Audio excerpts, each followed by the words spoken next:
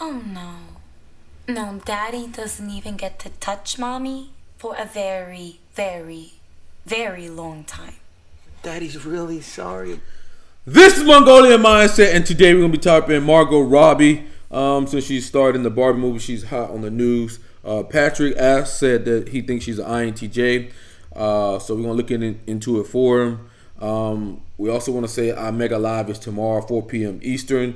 We got Kevin said he's getting on it. So it's going to be great. All you have to do to be a part of that is join our Facebook group or our Discord. We're going to drop a link in there. It's going to be 4 p.m. Eastern. We're going to get on the call. We're going to talk about things that we accomplished that last month and the things that we're going to accomplish next month. And then anything that we want to talk about. If you guys want to talk about the Barbie movie, what it has done to men, women, if you want to talk about type, if you want to talk about Enneagram, whatever you want to talk about, we can talk about it. That's a time for us and the members to grow as a team. Like we say, we are a mafia. If you mess with one of us, you mess with all of us. But let's get into this. You guys know we use Linda Barrens metrics, temperament and interaction styles combined with cognitive functions. And we'll be pulling her Enneagram based off Beatrice Chestnut, 27 paths to the greater self-knowledge, complete Enneagram. So we'll be looking at that. But let's go check and see what the monkeys got over there. So the monkeys have her as the isfj, personality database. Okay, let's go check the chart here. So the chart here, ESFJs are systematic, progression, informative, affiliative, the concrete, the FE, TI, SI, and NE. Okay, 100% there. If she meets those metrics, we'll say that she is a ESFJ. But these are also the metrics. Once we get 5 of those points, we'll go ahead and segment her off and say that she is that metric. And then we'll start slowly eliminating down till we get her type. When we are looking for Enneagram, we're going to be looking at what her sin is. What is her sin? What is she throwing out a lot? We will figure it out.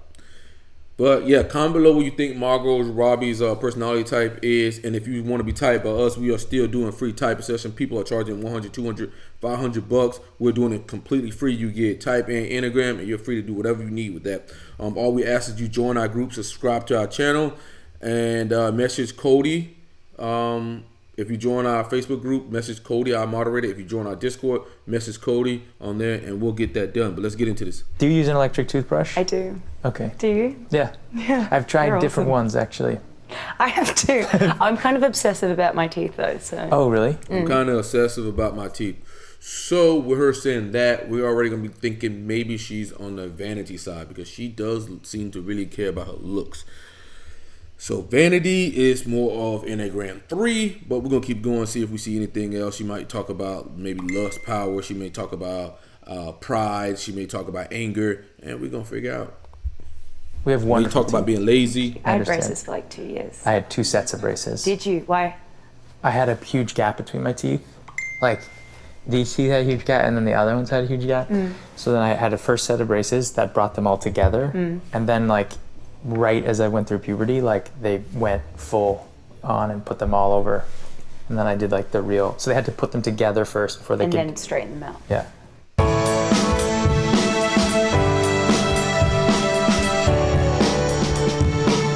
Why not? I'm still dicking around a bit. Okay. But to answer that question, I read this script. It was, I, Tonya, was a script on spec. It was later released on the blacklist. But it was an available script, and when I read it, it was just one of the best scripts I've ever read in my life. It was very original, very unconventional. One of the best scripts I've ever read in my life. That's going to be attached to FI there, so we're going to hit her for TE and FI there. Best scripts I've ever read in my life. Very scary, which made it exciting as well. Like, how the hell do you pull this off? And obviously had an incredible character at the center of it, but also a lot of incredible characters around her. And I don't like acting on my own. In fact, any scene where I'm on my own, I that makes me really scared. But you are incredible in the scene in front of the mirror where you're putting on your makeup. That scene, Thanks. I mean, maybe you should be doing more of the things that you don't feel comfortable with. No, Because that's true. that scene in front of the mirror is such beautiful work. Thanks. Like, such beautiful work. That was kind of improvised in the moment, actually. Our DP Nico was just like... She's talking about improvising in the moment.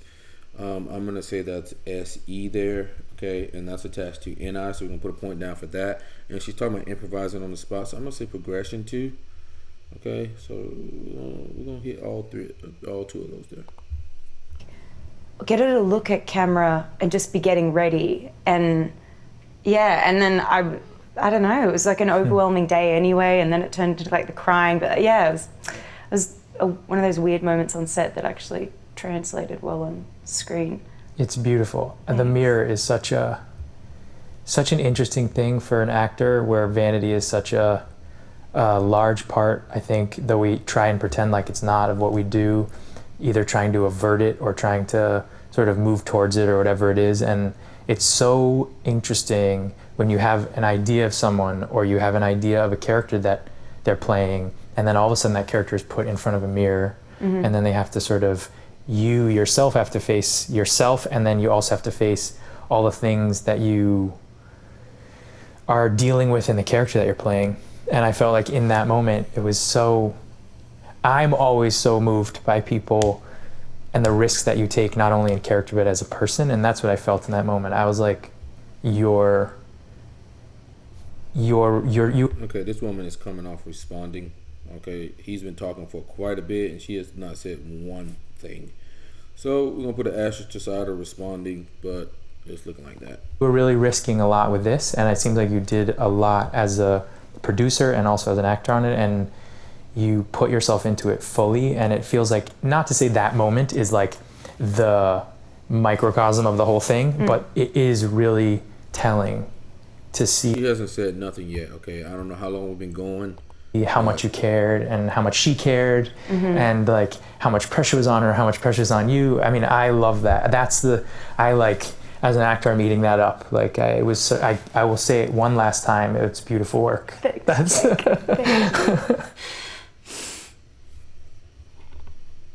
Like, dude, I don't care about this. Come on. Real life person who's still alive, and there's obviously the added responsibility when you play a real life person who's still alive.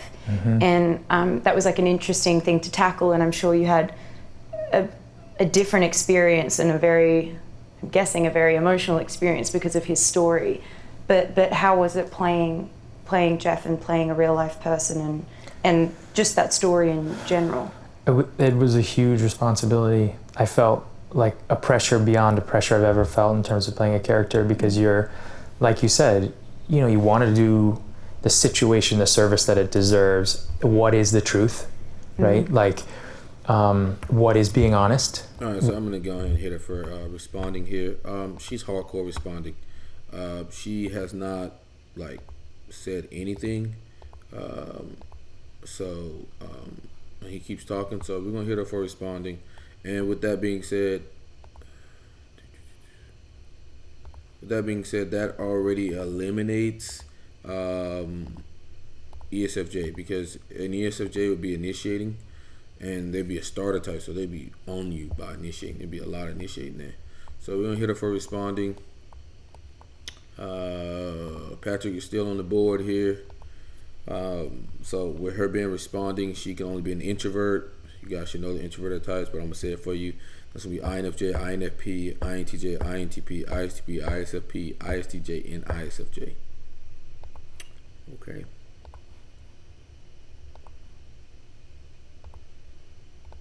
What is respecting the situation while at the same time illuminating what's real, And in the case of Jeff, I think, he was struggling with trying to, he's a guy who was standing there holding a sign for his girlfriend that he was sort of had just broken up with and then gotten back together with, and he was like trying to show her that he was committed to her and that he could show up.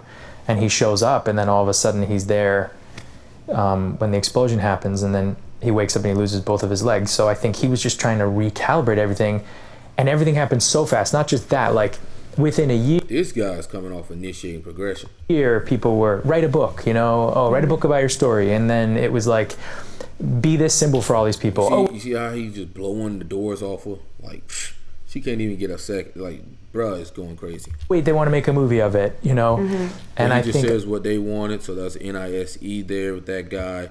So it's looking like that guy's either ESFJ, ENTP, or ENFP. I felt that from him, and I felt like I didn't want to pressure him too much, but there was this massive responsibility to get it right. And I think I'm sure you understand, like, what is the truth is always so complicated.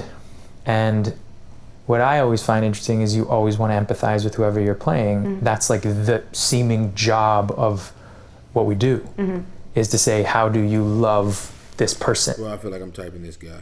And, Come on, and yet Margot. they've done things that are hard or tough on people, or have been incredibly complicated in the world, and yet you have to stand with them in some way. So what are you two Amesbury ladies slumming it here for anyway? The truth of the situation, loving her, I'm sure you love her. Yeah. Did you spend time with her? Did you? By the sounds of it, I didn't. Not the way I think you might have. I actually wanted to keep a bit of distance.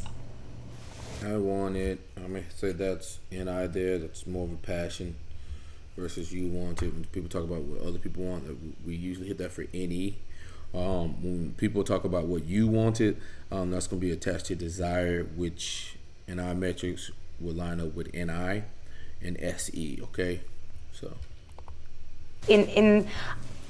I knew that if I met her and liked her, Yeah. I would never play this character properly. Yeah. I would be sugarcoating her flaws. I'd be trying to like justify the bad things that she may do or say in the Totally. situation, and I didn't want to do that because I'm a people pleaser and I know it. And I just like so I really needed to know that it was. people pleasing generally is attached to FE.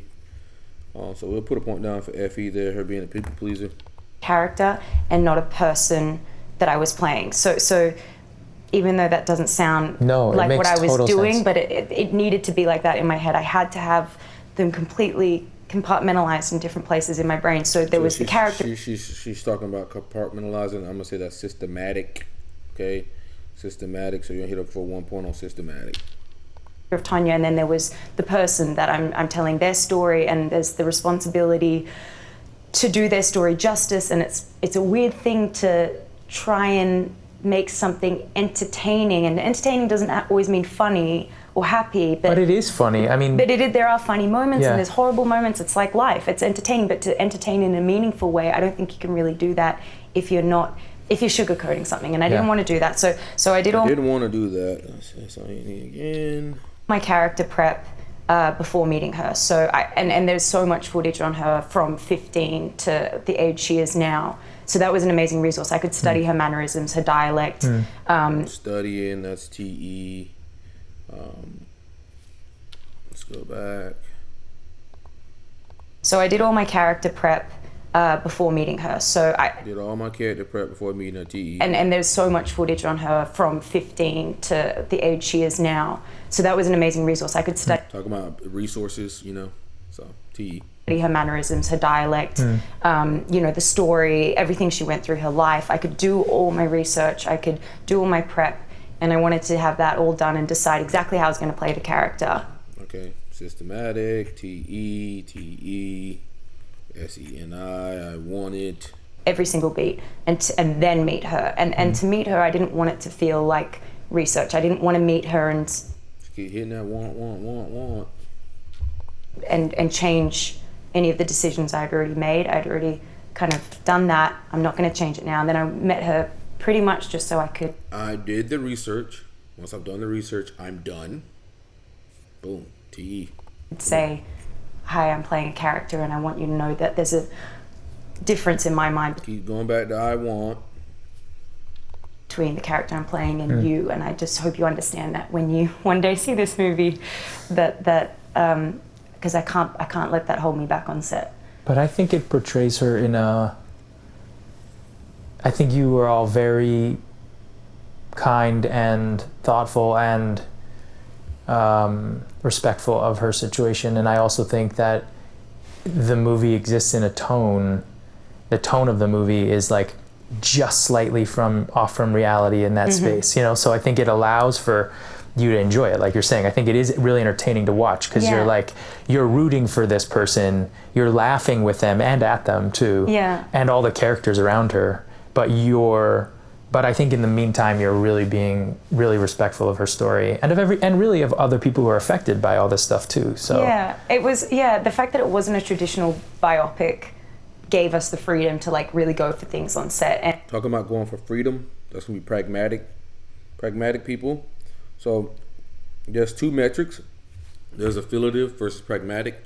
Pragmatic people like to have freedom to choose, and they don't like you to throw responsibilities on top of them. As an affiliative person, they're more about taking the responsibility. They're about cooperation is a term that David Keirsey would use, while as pragmatic will be the term he uses, utilitarian. So that's more of that metric. So pragmatic people are also rebellious, contrarians. They want to do what they want, They want freedom. While affiliative people are about interdependence, cooperation, the team, what's the right thing to do. She's not talking. She's like, we're happy we had our freedom. And you hear the story from so many different people's perspective that when we're telling Tonya's version, it's 100% what I'm saying. But when we're telling Jeff's version, I'm acting the way he said that Tonya acted in that scenario, even though Tonya didn't. I mean, the whole thing was born out of these interviews that Stephen, our writer, did with both Tonya and Jeff that totally contradicted each other. Both their stories contradicted each other completely. And that was the structure of the film, to kind of have these unreliable... Talking about the structure of the film, not systematic. ...narrators, it would seem, because their stories kept, contradicting each other. And I loved that, and it did give that freedom on set to about freedom again, that's pragmatic. That's 2 points for pragmatic. And I love, that's TFI again. Like, this is now someone else's version of the story, so I'm going to play it totally different right now. Did you find yourself while you guys were shooting, did you find yourself like take to take, pushing it a little farther? Because there are these long one take shots, a lot of them, sometimes probably are merged posts and things like that, but I feel like maybe in those spaces, did you just say, okay, I'm going to go farther and then I'm going to push it farther, then I'm going to bring it back, I'm going to push it farther? Or was there, like when you say you made very specific choices, did you make those choices early on, or did you make them, change them a little bit on the day? Or I mean, it always, like, you know how it is on set when like sometimes a situation just escalates, especially when you have like co-stars like Sebastian and Allison who like don't hold back at all. And we would kind of like know how to provoke one another in a really like respectful way, but we knew when to change the line and say something different that would take it to the next level. So it always escalated, but it always escalated in a very organic way. So it never felt over the top. It never felt melodramatic, because as long as you have utter conviction. Whoa, this woman talks fast. It feels true. When it stops feeling true, that's when I think, even if you're not doing it, even if you're not screaming, but it doesn't feel true, then I think people stop. It doesn't seem like you're doing good acting, I suppose. So no matter how big we got with these characters, having utter conviction in our point of view, which was the coolest thing about the script, is everyone had their point of view, their truth that they were sticking to. Like the name of it is I, Tonya, this is my version. He's like, oh, well, I'm Jeff and this is my version. To have that utter conviction meant that we could get bigger and bigger. And I mean, it also helped that we had footage, like especially for someone like Alison Janney, who's playing the mum, Lavana, who has a fur coat and a bowl cut and giant glasses and a bird on her shoulder. And if we had, suggested that to Alison on the day, maybe she'd be like, guys, I think this is kind of overkill, or maybe on the nose or whatever. But the fact that we have footage of Tonya's mum wearing a fur coat with a bird on her shoulder and all that stuff, I mean, the people themselves gave us the liberty to really go for it, because we had that liberty per freedom again. She's going back. We knew that that's what they did and said at the time. And man, I wish Jeff's mom had a bird on her shoulder. She's such a good character. Talk about like great mums in the film. Great moms. Well, great in. Let's talk about our moms. Sense. No, yeah. How was she working? Yeah, I was just thinking if we had footage like that, it would have been incredible. I only had footage of Jeff that the New York Times had done, really like a few. Okay, so we're gonna go ahead and hit the metrics that we got. Margot Robbie, we're gonna go over.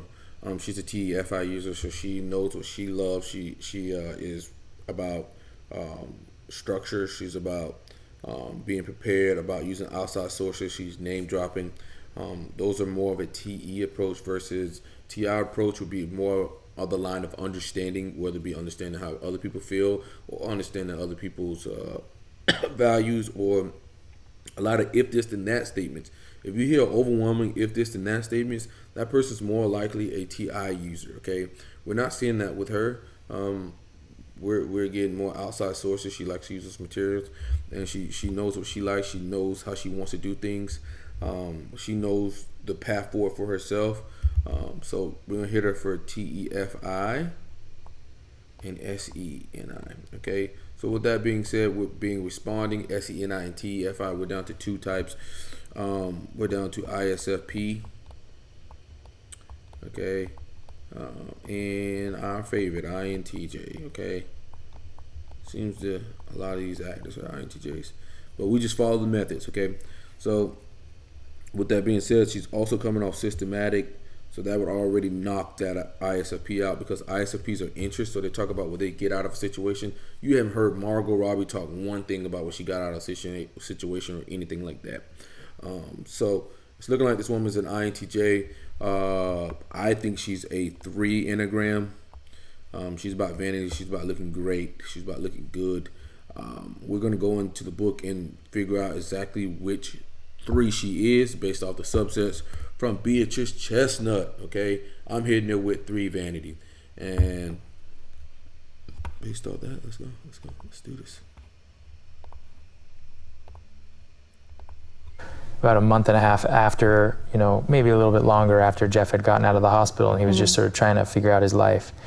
And I had asked Jeff, they won a Pulitzer, the guys who did this piece on him, and I asked Jeff if he could get me all the outtakes of all of this stuff, because I could really see how he was moving around the world at that time, which I can, in spending lots of time with him, I could do it day to day, before we were shooting and prep, but I just had no idea what he was like before.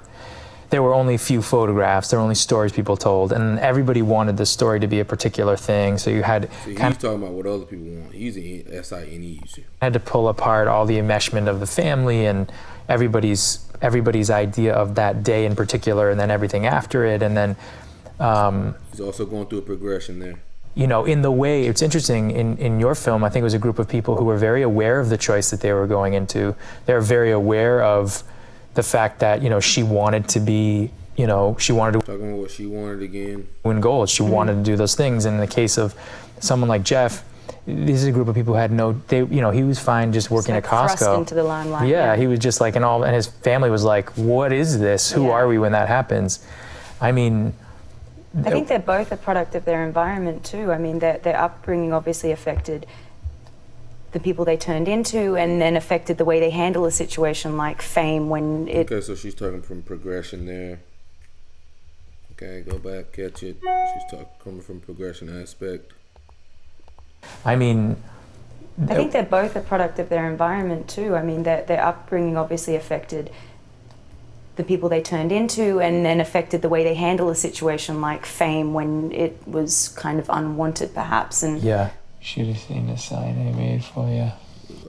And also, how did you jump onto the project, because you produced it as well? Your first producing venture?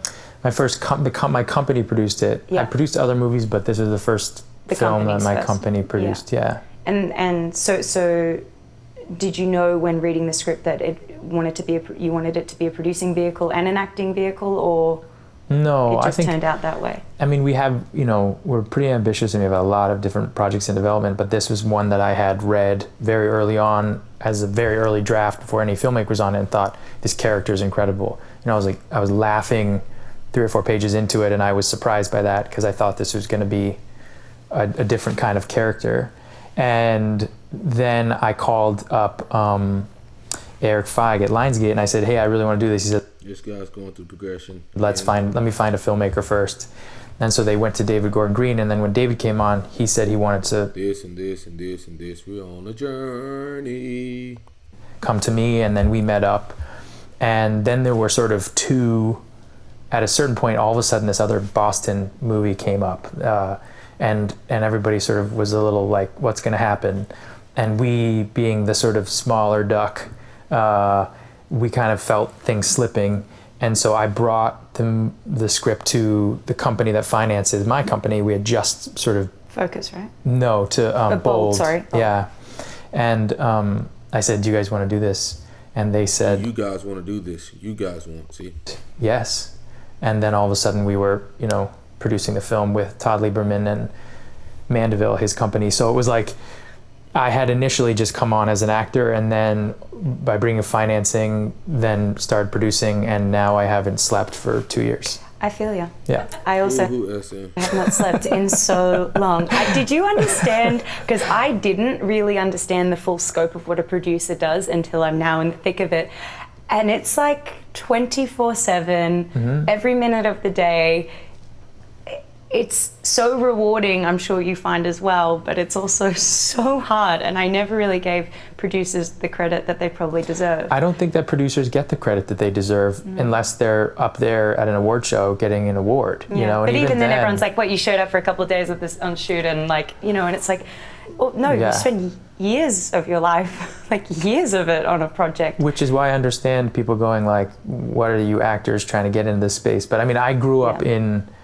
my mother produced films that she wrote, and so I saw the consistent failure that is producing. The more than any job on a film set or in pre-production or post or anything, it is just it's like a sort of seemingly like strange, just constant failure, and then all of a sudden you're seem like maybe you're halfway up the mountain. It's like occasionally a day is great, you have a great day, and all these things go really well, and then he is progression heavy, and I do mean heavy. The rest of the week is just like... There's two metrics, outcome versus progression. This guy is progression heavy. He's going through the journey of everything. He's all about the journey, this and this and this. He's not talking about pure outcomes or looking at the end product. I don't even think he has said the end product. Everything seems to be falling apart. But it actually gives me great patience as an... Look at Margot Robbie's energy. It's just like, it is completely composed, relaxed, just introverted. Actor in particular, because I think you realize that in these moments where one little thing becomes a big deal, it's really not at all. And eventually the organism of something is supposed to head in the direction it's going, and you really don't have that much control over it.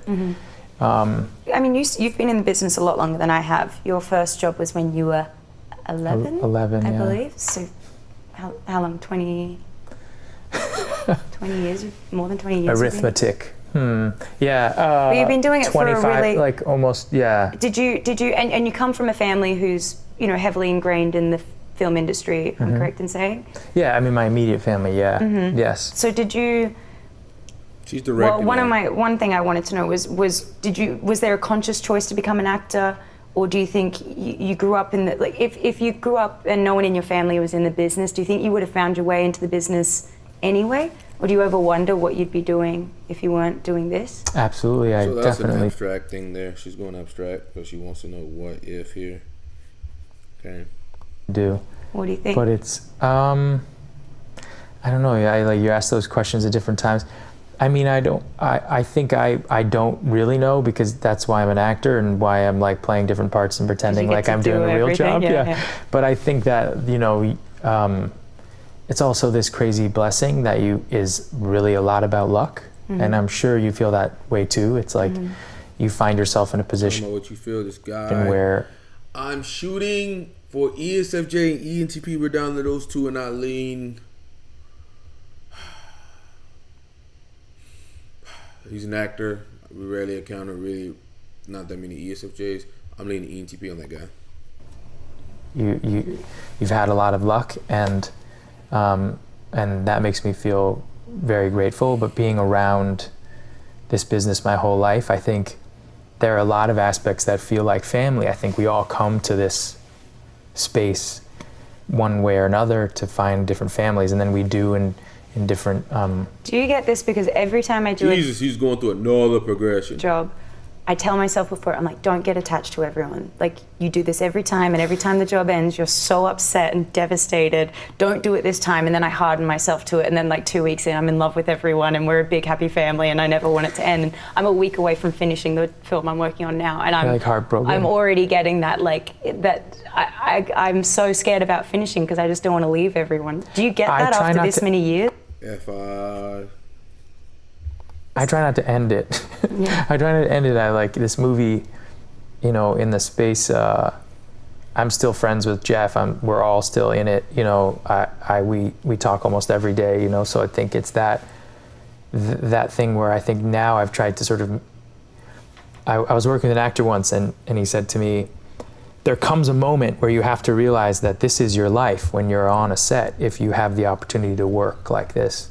And stop fooling yourself that you're going to go off, and he's like, figure out what the things that you like. He said, I like to cook when I come home. Mm-hmm. So I would always like to find an apartment in the city. I'm done.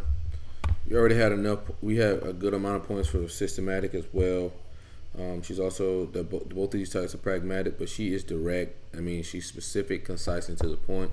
She's not giving a lot of extra information like her buddy across the table. So with that being said, Margot Robbie is a INTJ. She's a 3. Okay, she is a 3. INTJs are responding. They're abstract. They're systematic. They're pragmatic. SENITFI and progression. She's journey focused, baby. So with that being said, we're gonna go and find her subset here. Let's go and read what let's go. Okay, so there's 3. I want to say that there's 3, and there's the self-prevalence one, there's the social one, and the sexual one. I'm pretty sure one is a counter. The self-prevalence one is a counter, so it's going to counter the sin of vanity. And then there's the social 3, which is kind of like the typical 3 that people notice, more outgoing or whatnot. What is this? That's 3. There we go. So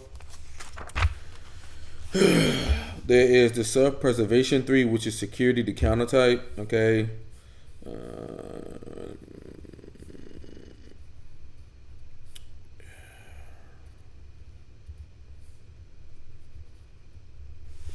So we looked at that. Okay, the social one, social 3 is prestige, to be seen and influence with people. She's not really desire to be seen and have influence with people. She's not really doing that. So it looks like she is the sexual 3. So we're gonna go ahead and call her the sexual 3. She is a 3. 3 sexual. Okay, let's read the excerpt on that. I guess the name for it is charisma. The victory or goal that the sexual 3 subtype is interested in is one of sex appeal and beauty rather than money or prestige. She is pretty beautiful. But they are just as competitive in pursuing these goals as a business executive is in works matter. In this 3, vanity is not denied as with self-preservation 3 or embraced like the social 3. Rather, it is somewhere in between, being employed in the service of creating an attractive image and promoting important others. The sexual 3 is sweet and shy and not as extroverted as the social 3, especially when it comes to speaking about himself. It's hard for these 3s to promote themselves, so they often put the focus on others they want to support. Although they are just as capable as the other 3s of achieving worldly success through competence and hard work, these 3s don't feel the need to achieve goals in external worlds because their focus is much more on pleasing and making themselves attractive as a way of earning love. You remember in the interview she said she likes to be a people pleaser. So that makes sense. They see their accomplishments in the success and happiness of the people around them. Although Ichazo called this type masculine/feminine, Naranjo explains that this is not Hollywood's style masculinity or femininity, or even necessarily a very sexualized masculine or femininity. This type is more concerned with having an attractive presentation as a man or woman, at times with pleasing others by being attractive in a classical masculine or feminine way.